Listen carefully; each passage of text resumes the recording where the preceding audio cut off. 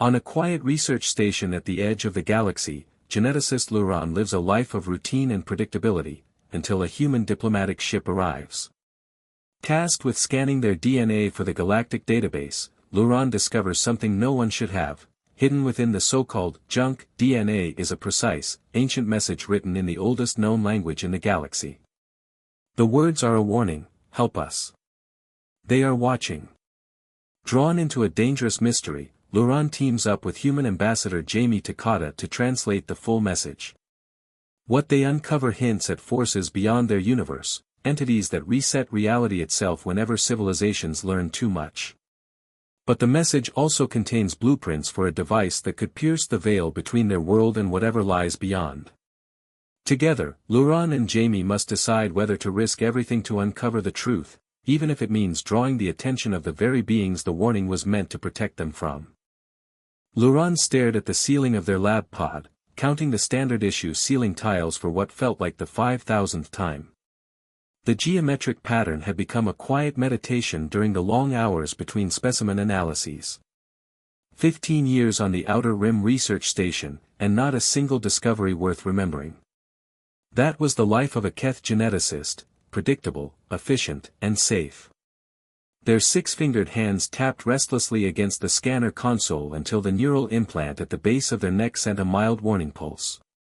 Fidgeting fell outside acceptable behavioral parameters. Luran forced their hands still. The station alert system chimed, breaking the silence. Attention all personnel. Human diplomatic vessel Concordia has been granted docking permission. Standard Protocol Omega-7 is now in effect. Luran's primary heart quickened. Humans were newcomers to the galactic community, only achieving faster-than-light travel 80 standard cycles ago. Standard Protocol required all visitors to undergo genetic sampling for the Unified Species Database. In 15 years, Luran had processed samples from hundreds of species, never a human. The lab door hissed open. Monitoring Director Keyleth entered, their three eyes scanning the room. The director's gray skin had the dull luster of advanced age, ceremonial facial ridges polished to a perfect sheen. Specialist Luran, Keyleth said. You will process the human delegates for genetic sampling. Yes, Director. I have already prepared the extraction protocols. These humans have requested access to several research sections. The Council has granted limited permissions, but they bear watching. Their species develops technology at concerning rates. I understand, Director. Keyleth tilted their head slightly. Curiosity is useful, in careful, measured amounts. I have observed your tendency toward excess in this regard. I will maintain protocol standards, Luran said, lowering their gaze. See that you do. Keyleth turned to leave, pausing only to add, their vessel carries 6 delegates but requested docking accommodation for 12. Wasteful. With that, they left. When the human entered 18 minutes later, Luran was startled by how different they seemed. Ambassador Jamie Takata, they said warmly, extending a hand. Luran recognized it as a human greeting custom and carefully took the hand. Strange, only 5 digits, warm skin, faint texture. Specialist Luran, genetic cataloging. First time meeting a human. Jamie's mouth curved upward, a smile, Luran remembered from their studies. Is it obvious? You're staring at my fingers. Luran's neck ridges flushed with embarrassment. Forgive the breach of protocol. I have studied human physiology, but never encountered one personally. No offense taken, Jamie said easily. So, you're going to take some of my DNA? Yes. A simple epidermal sample will suffice. Please place your hand here. As Jamie complied, Luran noticed small details, the fine hairs, slight variations in skin tone, the faint map of veins beneath the surface. The scanner hummed, collecting cellular data. What do you do with all these samples? Jamie asked. We catalog evolutionary drift and monitor genetic stability, tracking adaptation patterns across environments. The database serves multiple research functions. Sounds more interesting than filing diplomatic reports. Jamie grinned. Most would not describe genetic cataloging as interesting. It is primarily statistical, Luron said. Yet you chose this career. Career paths are assigned based on aptitude and need, Luron explained. Jamie's smile faded slightly. You didn't choose. Choice is not significant in Keth professional development, Luron replied, uncomfortable. The scan is complete. You are free to proceed with your schedule. Jamie didn't immediately leave. Will you be at the formal reception tonight? I don't typically attend social functions. You should. Might be more interesting. With a slight nod, Jamie left. Luron turned to the display. The human DNA spiral spun slowly, coated in familiar markers. They began standard cataloging, species identifiers, genetic markers, anomalies. But something caught their eye. The analysis indicated significantly more genetic material than expected. Luron ran a scanner diagnostic, no error. They initiated a detailed scan, focusing on the anomalies. Their secondary heart skipped. 98% of the human DNA was non-coding, what humans themselves once called junk DNA. But this wasn't junk at all. It contained precise, mathematical patterns. Not random sequences, but organized information. Luron enhanced the visualization. The patterns became clear, symmetrical arrangements that could not have evolved naturally. Recognition hit them like a shockwave. This was progenitor script, the oldest known language in the galaxy, dating back over 2 billion years. Few Keth studied it, but Luron had. Their hands trembled as they translated the first segment. Help US.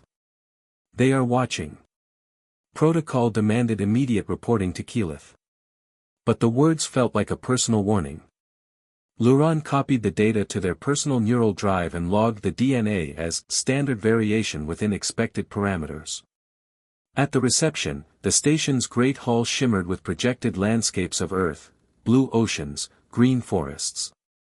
Luron stood at the edge, trying to appear relaxed. Across the room, Jamie was speaking animatedly with the station administrator. When Jamie spotted them, they excused themselves and crossed the hall.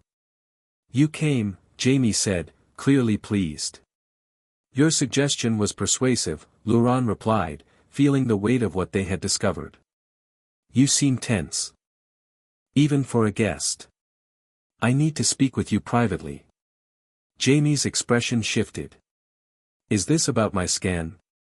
Not here. My quarters. After the reception. Jamie's fingers brushed Luron's wrist briefly. Try to relax. You're drawing attention. Hours later, in Jamie's quarters, Luron displayed the DNA scan. These patterns are not natural, they said. They are progenitor script. And they say, help us. They are watching. Jamie leaned in, shoulder brushing Luron's arm. Could it be a warning from whoever came before us? Possibly. There are more patterns. Coordinates, maybe. But why hide them in human DNA? Why you? I don't know, Jamie said quietly. But I think we should find out. Luron hesitated. If we are discovered, I will face severe punishment. Then we work carefully, Jamie said. And together. For the first time in years, Luron felt something unfamiliar, hope. 3 days later, Luron noticed the first sign that something was wrong. A diagnostic subroutine showed their lab scanner's calibration had been altered, slightly, but enough to affect results. Equipment was shifted by centimeters, and console access logs showed entries at times when Luron had not been present. That morning, during a mandatory staff meeting, Director Keyleth announced heightened security protocols. Potential information breaches have been detected. All research sectors will be subject to review. Their third eye fixed momentarily on Luron. That evening, Luron met Jamie in a narrow maintenance corridor rarely used by station personnel. The air smelled faintly of ionized metal. "They suspect something," Luron whispered. "Then we need to accelerate," Jamie replied. "The Concordia's science systems can run your analysis faster, and they're isolated from the station network." Luron hesitated. Leaving the station was something they had never done in 15 years. "It will draw suspicion." "Leave it to me," Jamie said with a faint grin. "Diplomats are good at creating excuses." Hours later, Luron stepped onto the human ship. The Concordia felt strange, its corridors curved for aesthetic effect, not efficiency. Crew members exchanged casual greetings during duty hours. In the research lab, Jamie gestured toward the central console. "This is our best processor. Will it do?" Luron studied the specifications and nodded, impressed despite themselves. "This is faster than our primary research cluster." Together, they uploaded the complete human genome and Luron's partial translation algorithms. As the system worked, Jamie leaned against the console. "Your people value conformity," Jamie said. "Yet here you are, risking everything to break protocol. Why?" Luron considered the question. "Because something inside me refuses to ignore discoveries that matter." "That's called integrity," Jamie said with a smile. "One of our better traits." The computer chimed. The translation emerged in full sentences. "Help US. They are watching. Reality is constructed. Find the resonance key." Alongside the words, the code contained a schematic, a complex blueprint for a quantum device. Luron examined the design, their fingers tightening on the console edge. "This could pierce the dimensional barrier," they whispered. "Then it's the key," Jamie said. "The one they want us to find." "If the message is true," Luron said carefully, "constructing it could trigger exactly what it warns about, a reset." Jamie met their eyes. "If reality is being controlled by something that erases civilizations, don't we have an obligation to know?" Before Luron could answer, the ship's comm system chimed. "Message for Specialist Luron, priority designation." Keelatha's voice filled the lab. "Return to the station immediately for procedural verification. Genetic anomalies have been detected.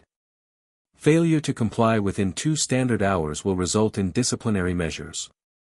"They know something," Jamie said. "I have to return," Luron replied. Refusal would confirm suspicion. They hesitated.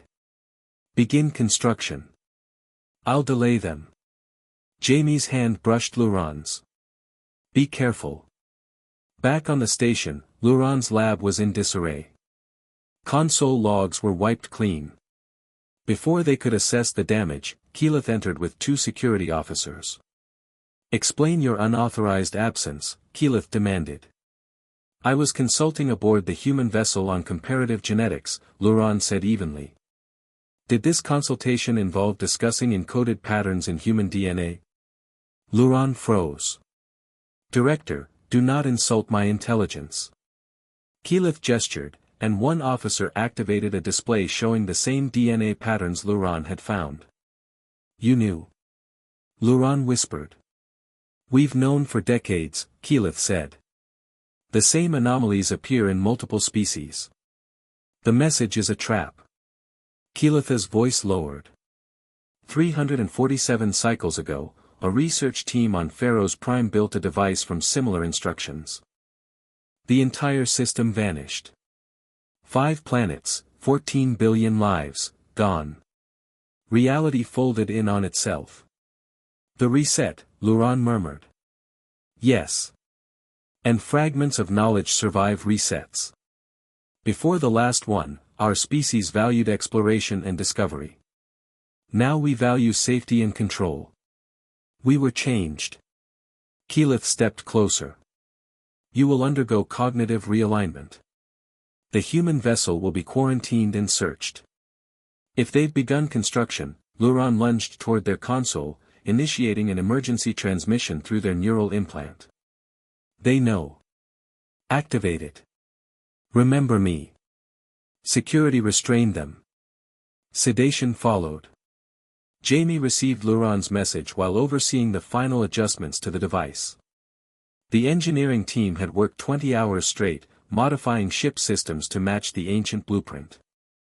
They've captured them, Jamie told the chief engineer. Activate now.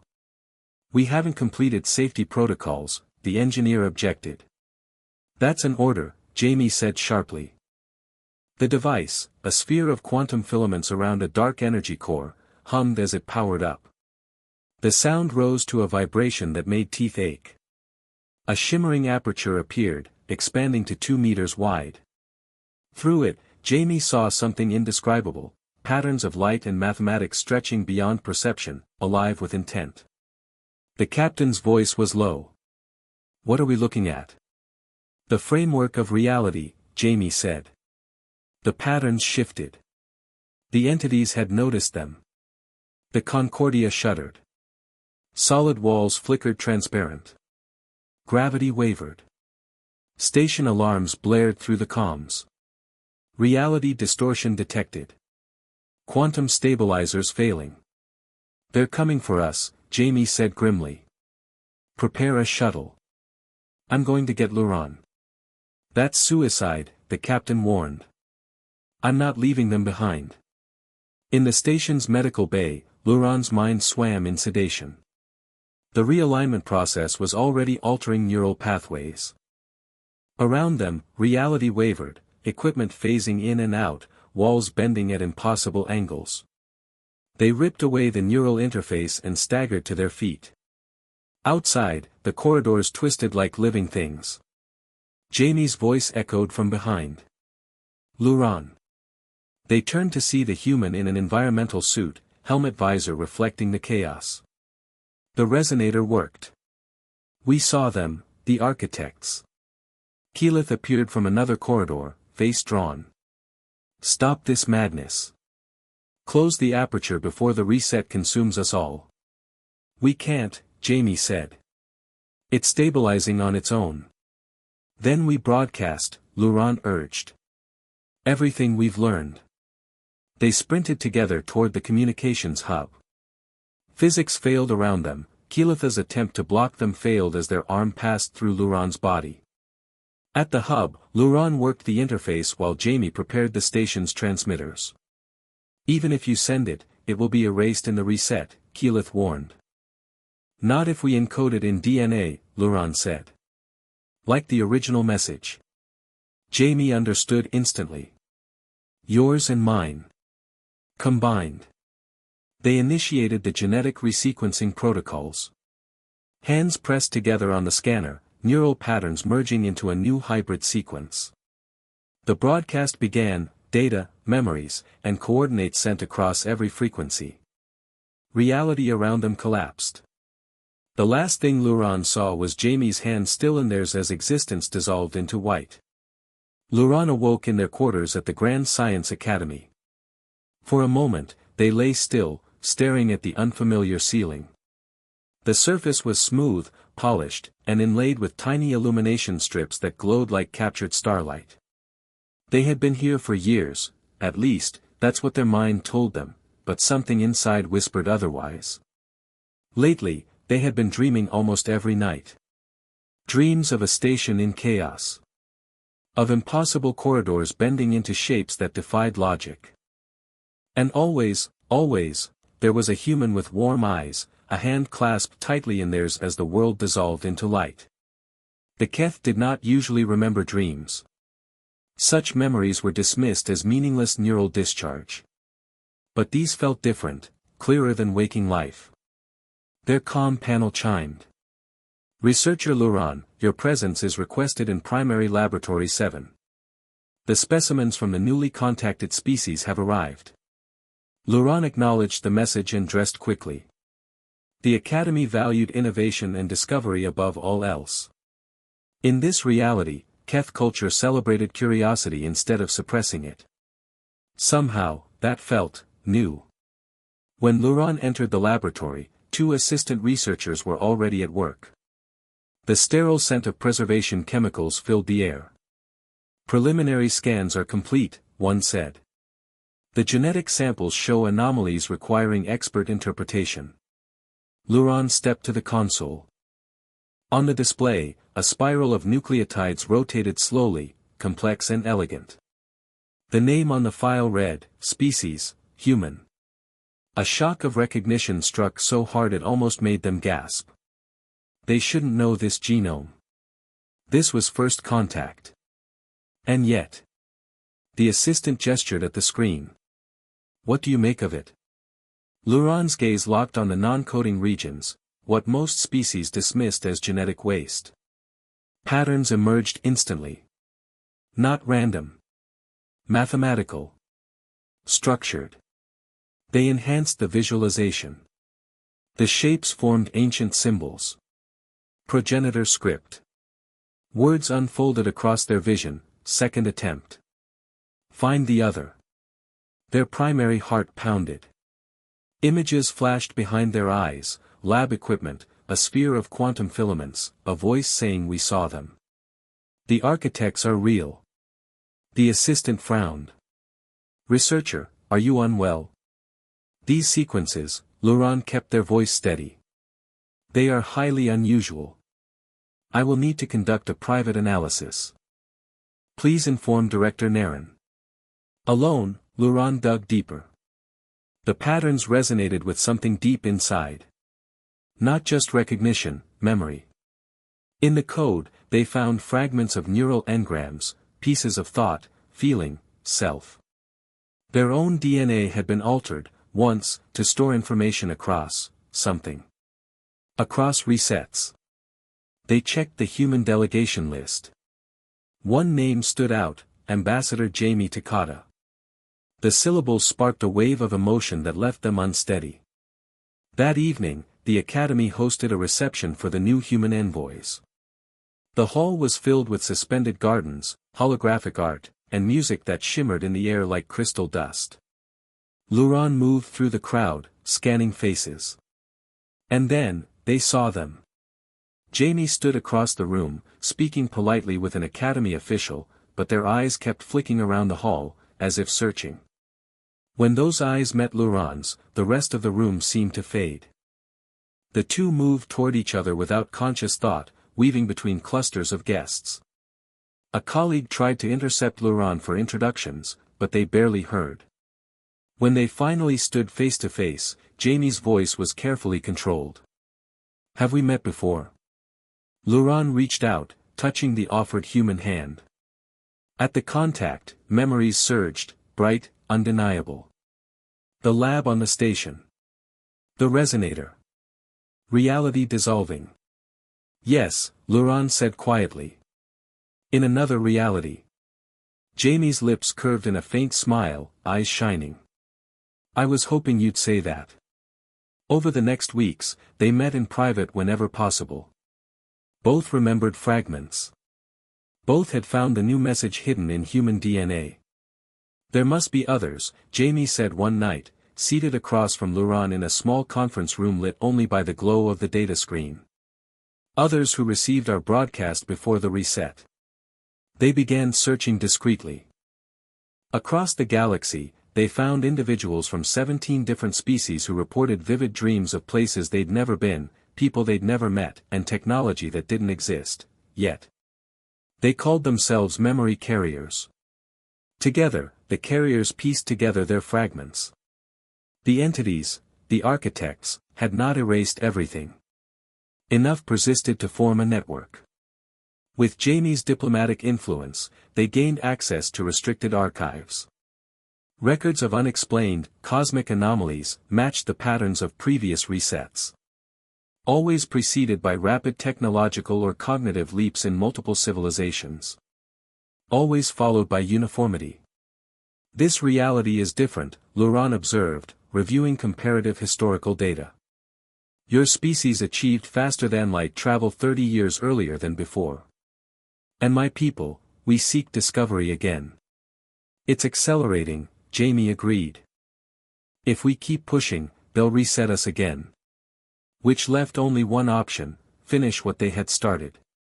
The memory carriers worked in secret, building a new resonator, stronger, more stable. This time, not just to pierce the barrier, but to hold it open. Reality tremors began before construction was complete. Clocks ran backward for minutes at a time. Buildings shifted slightly in location. Sometimes, shadows appeared where there was no light source.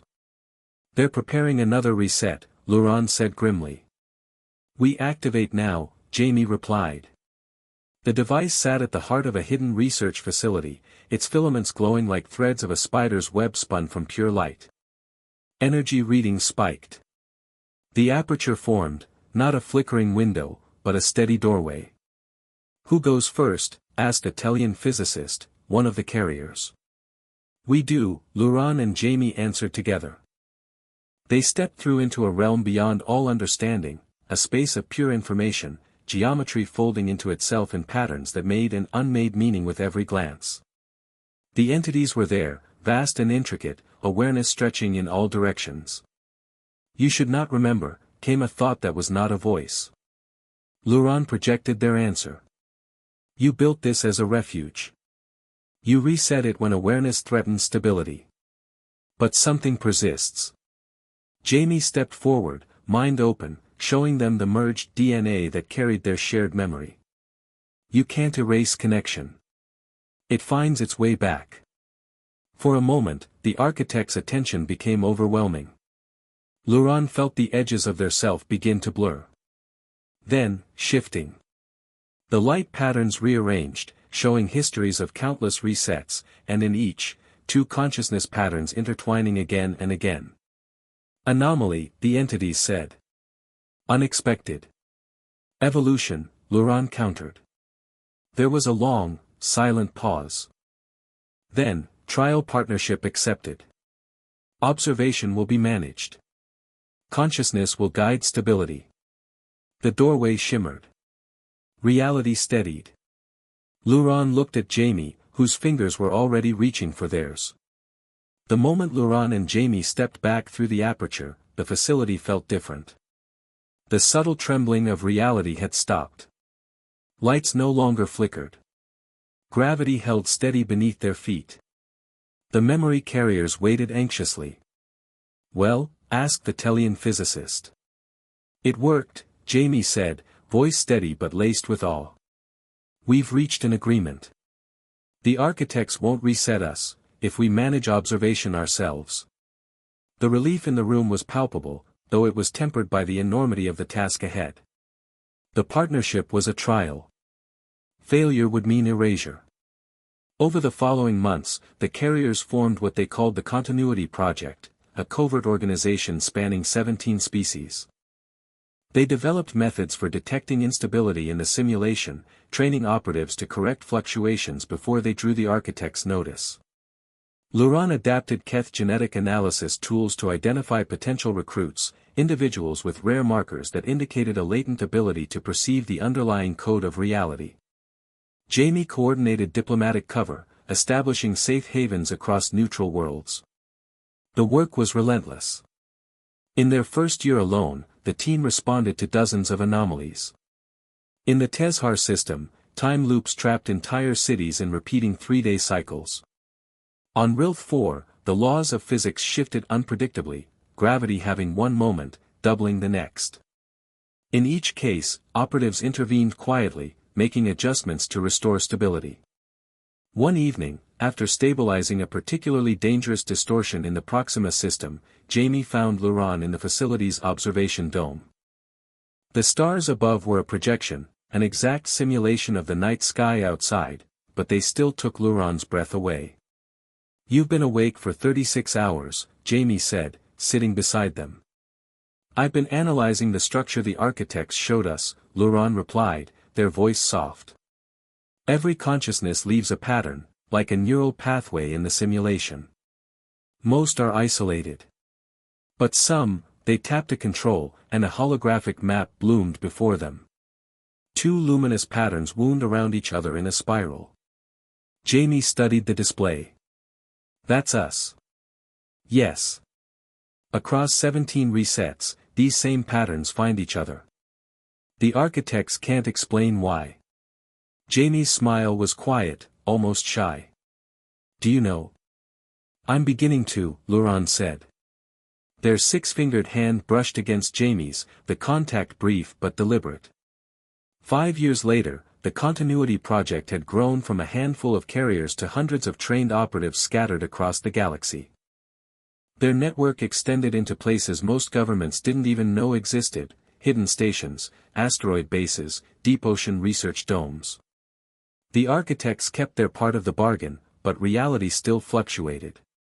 Sometimes the anomalies were minor, a building's architecture changing overnight, a star's light shifting color. Other times they were catastrophic.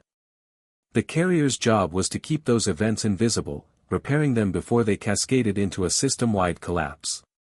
One incident nearly exposed them. In the Krull Reach, a planetary moon simply vanished from the sky. The local population panicked. Using modified resonator tech, the carriers managed to reintegrate the moon into the simulation within 20 hours. Official reports blamed an atmospheric light-bending phenomenon, but whispers spread. The Continuity Project learned that secrecy was as critical as stability. Luron took the lead in refining genetic encoding techniques. They discovered they could store not just information but also instructions, embedded protocols that, once activated, could guide a carrier even if their conscious memory was erased. This became their safeguard against another reset. One night, deep in the research wing, Jamie found Luron hunched over a console, adjusting sequences on a three-dimensional helix. "You're embedding something new," Jamie guessed. "Instructions," Luron confirmed. "If they ever decide the partnership has failed and trigger a reset, carriers will know how to rebuild. Even if they don't remember me. Or you." Jamie rested a hand on their shoulder. "You think they'd do it?" "They might. This is a trial, Jamie. And trials can end." The warning signs came in subtle ways. First, a fluctuation in the dimensional aperture. Then, a rise in minor anomalies. The architects didn't speak to them directly, but their absence was telling. At a project council meeting, the Tellian physicist laid out the data. "Instability is increasing at a rate we can't match. If this continues, they may decide we've failed. Then we need to expand the aperture," Jamie said. "Make the connection stronger. If we can stabilize it from our side, they won't see a reason to reset." "That's dangerous," Luron warned. "A wider aperture could attract their full attention. They might see it as intrusion." "They'll see it as survival," Jamie countered. After hours of debate, the council agreed. Preparations began for what they called the Anchor Array, a network of resonators linked across multiple systems, each feeding stability into the simulation's foundation. Construction took 6 months. The risk was enormous. If the architects saw it as aggression, they could wipe everything instantly. But doing nothing seemed worse. The day of activation, Luron and Jamie stood in the central control chamber. The array's status lights glowed green across the board. "You're certain about this?" Luron asked quietly. "No," Jamie admitted. "But I'm certain about us." They entered the activation codes together. Across the galaxy, resonators came online, their energy signatures syncing into a harmonic rhythm. The aperture brightened, becoming a steady sun in the void. For 12 minutes, nothing happened. Then, the architects spoke. "You interfere." Luron stepped forward mentally. "We preserve. You expand beyond parameters." Jamie joined them in thought. "Your parameters cannot contain evolution." The response was not words but a sensation, pressure, like the weight of a star focused entirely on them. The control chamber's walls warped, screens bleeding impossible colors. The architects withdrew. The pressure eased. The aperture dimmed slightly but held. "They didn't erase us," Jamie breathed. "Not yet," Luron said. In the months that followed, the array proved its worth. Anomalies dropped by 60%. The architect's absence continued, but their silence no longer felt threatening, it felt like trust. Still, Luron knew that trust could shatter. The simulation was vast, and somewhere out there, other anomalies might rise beyond their control. They could only prepare, and hope. One evening, Jamie found Luron in the observation dome again. This time, the projected stars were joined by a slow-turning view of the aperture, stable, beautiful, and terrifying in its potential. "Do you think we'll make it?" Jamie asked. "Yes," Luron said without hesitation. "Because we already have. 17 times before." Jamie smiled faintly. "Then let's make this the one that lasts." They stood together in silence, watching the light that connected their reality to whatever lay beyond, both knowing that the greatest challenge was yet to come. The warning came without sound. In the middle of a training session for new continuity project recruits, the aperture visible from the facility's dome shimmered, not with its usual steady glow, but with violent pulses, each one distorting the simulated stars around it. Luron froze mid-sentence. "Array status," they ordered. An aide's voice came through the comms, tense. "Anchor nodes in sectors 12 and 17 are offline. Cause unknown. Dimensional stability at 72% and falling." Jamie was already moving toward the control chamber. "Shut down the outer nodes before the instability spreads." Luron caught up with them. "If we shut them down, the architects might think we can't handle the load. That could trigger a reset," Jamie finished grimly. "But if we don't, the collapse will force their hand anyway." They entered the control chamber together. Across the central display, the simulation's grid rippled like disturbed water. Anomalies bloomed as black voids, absence, pure and absolute, swallowing the rendered matter around them. The Tellian physicist's voice crackled over comms. "We've traced the disturbance. It's not internal, it's coming from beyond the aperture." Luron's breath caught. "The architects?" "No. Something else." They had always assumed the architects were the only higher-dimensional beings involved. Now, the possibility of an unknown presence, another player, shifted the balance entirely. Data poured in. Whatever it was pushing through the aperture from the other side, disrupting the careful stability the project had built. Jamie leaned over the console. "If it's coming through, we can intercept it. We still have the original resonator schematics. That design was meant to pierce the barrier, not block it," Luron warned. "But, we could invert it." They worked quickly, pulling schematics from deep storage.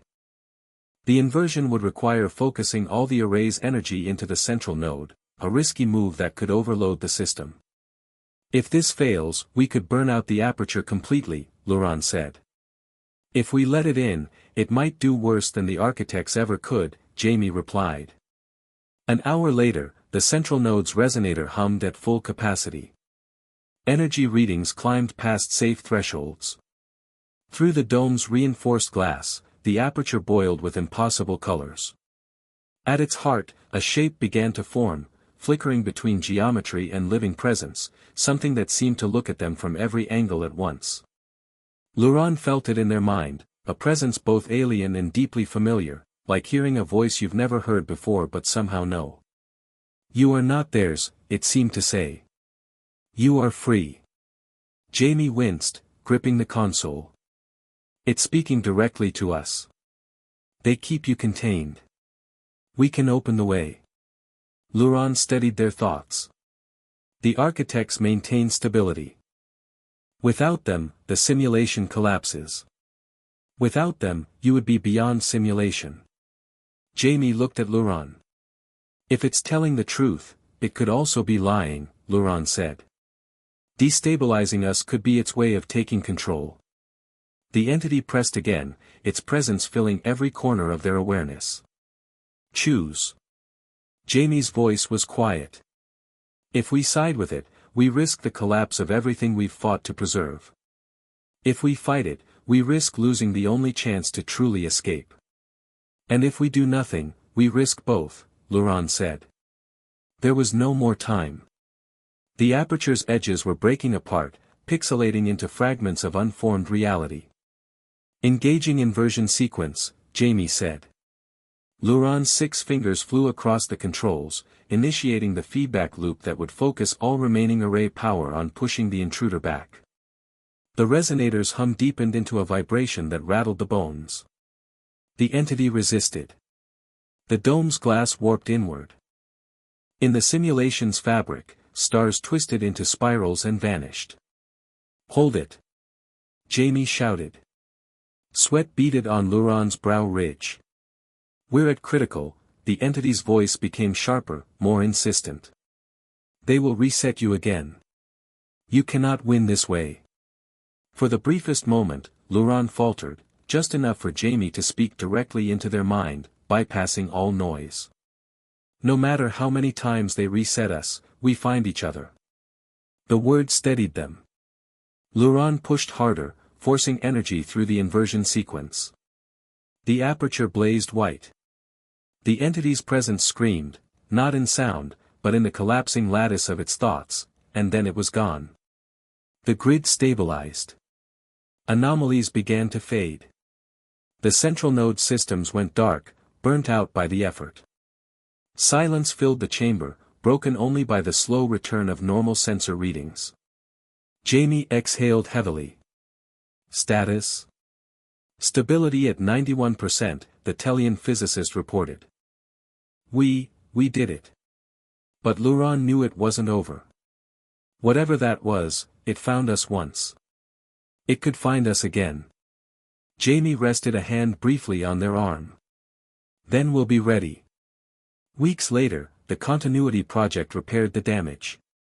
The architects remained silent, but the aperture held steady. Carriers continued their work, and life within the simulation went on, unchanged on the surface, but forever altered beneath. One night, Luron and Jamie stood again in the observation dome. Below them, the aperture glowed like a distant star. You think it will come back? Jamie asked. Probably, Luron said. The same way we always find each other, it's in the pattern. Some things persist no matter how many times the board is wiped clean. Jamie smiled faintly. Then maybe persistence is the real key. They stood there for a long while, watching the light. Not knowing whether the architects or the intruder were watching, not knowing whether their partnership would be judged as success or failure, but knowing that, whatever happened, they would face it together. Far below the dome, in the project's genetic archives, a hybrid DNA sequence waited quietly in storage, carrying within it the memories, instructions, and bond of 2 beings who had survived the unmaking of reality itself. And somewhere in the impossible depths beyond the aperture, something watched, and waited.